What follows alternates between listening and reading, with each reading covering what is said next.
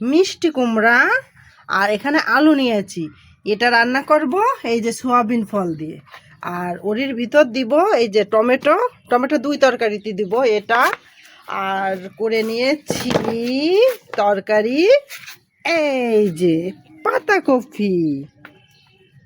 এখানে জিরে ধনের গুঁড়া দিয়ে দিলাম।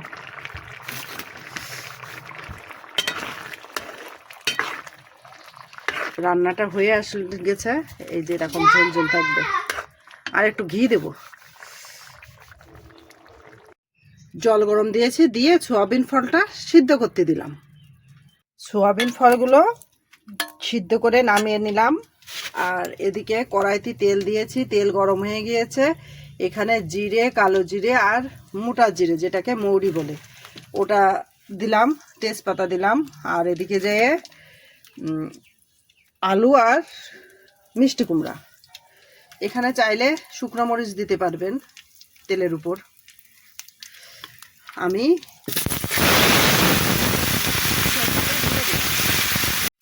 এখানে হলুদ, লবণ আর একটু মরিচের গুঁড়া আর এই সোয়াবিন ফলগুলো দিয়ে দিলাম, দিয়ে ভালো করে ভাজলাম।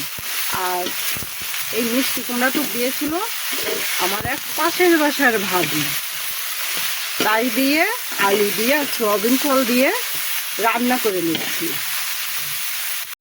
সবজি যে এত সুন্দর ভাজা হবে এত সুন্দর খেতে হবে। আর আমার এটা রান্না করা হচ্ছে কিন্তু নিরামিষভাবে।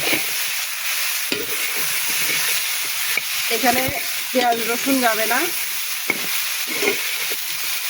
সবজি অনেক সময় ভাজার উপর নির্ভর করে খাওয়াটা, মানে রান্নার স্বাদটা, খাওয়াটা বলছি। এবার আমি জল দিয়ে দেব। আমি এখন গাপুস গুপুস করে জল দিয়ে দিলাম। কিছু কিছু সবজি রান্না করার সময় ঝোল ঝোল হলে ভালো লাগে, সব কিছু না, সবগুলো সবজি না, কিছু কিছু। তা আমার কাছে মনে হচ্ছে যে এটা একটু পাতলা পাতলা করে রান্না করলে ভালো হবে। কেবল তো জল দিলাম, আরও রান্না হবে। এবার সবজিতে একটু চিনি দিয়ে দিলাম। এখানে জিরে ধনের গুঁড়া দিয়ে দিলাম।